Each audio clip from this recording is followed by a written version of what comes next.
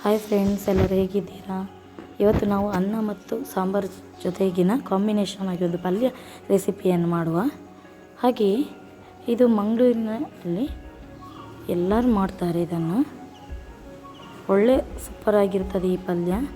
ಹಾಗೆ ಇದಕ್ಕೆ ಕೊತ್ತಂಬರಿ ಬೀಜ, ಅಕ್ಕಿ, ಹಾಗೆ ಕಡಲೆ ಬೀಜ ಬೇಕು. ಹಾಗೆ ಒಂದು 4-5 ಬ್ಯಾಡಗಿ ಮೆಣಸು ಬೇಕಾಗ್ತದೆ. ಹಾಗೆ ಅಕ್ಕಿ, ಕಡಲೆ ಬೀಜ ಹಾಗೆ ಕೊತ್ತಂಬರಿ ಬೀಜವನ್ನು ಸ್ವಲ್ಪ ಎಣ್ಣೆ ಹಾಕಿ ಹುರಿದುಕೊಳ್ಬೇಕು.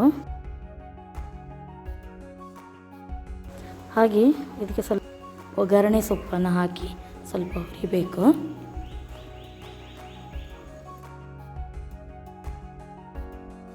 ಬಣ್ಣ ಚೇಂಜ್ ಆದ ನಂತರ ಇದನ್ನು ಬೇರೆ ಪ್ಲೇಟಿಗೆ ಹಾಕಿ ಇಲ್ಲಿ ಒಂದು 4-5-6 ಬ್ಯಾಡಗಿ ಮೆಣಸನ್ನು ತಗೊಂಡು ಅದಕ್ಕೆ ಸ್ವಲ್ಪ ಆಯಿಲನ್ನು ಹಾಕಿ ಸ್ವಲ್ಪ ಹುರಿದುಕೊಳ್ಳಿ.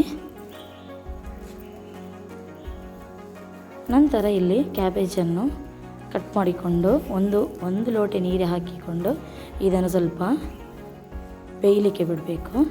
ಹಾಗೆ ಇದಕ್ಕೆ 1 ಸ್ಪೂನ್ ಉಪ್ಪನ್ನು ಹಾಕಿ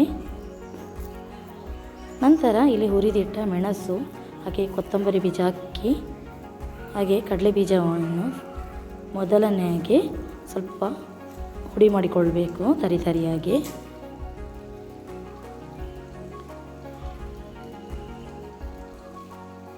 ನಂತರ ಇಲ್ಲಿ ಸ್ವಲ್ಪ ತೆಂಗಿನಕಾಯಿಯನ್ನು ಸ್ವಲ್ಪ ಹಾಕಿ ಹಾಗೆಯೇ ತರಿ ನೀರು ಹಾಕದೆ ಸ್ವಲ್ಪ ಹುಡಿ ಮಾಡಿಕೊಳ್ಬೇಕು. ಇಲ್ಲಿ ಕ್ಯಾಬೇಜ್ ಬೆಂದ ನಂತರ ಈ ಮಿಕ್ಸನ್ನು ಅದಕ್ಕೆ ಹಾಕಿ ಸೇರಿಸಿಕೊಳ್ಳಿ.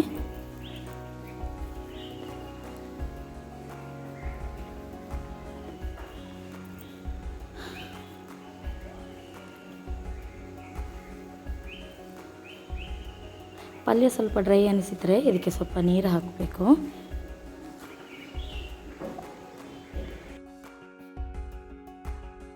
ಕಾಲು ಗ್ಲಾಸ್ ಸಾಕಾಗ್ತದೆ.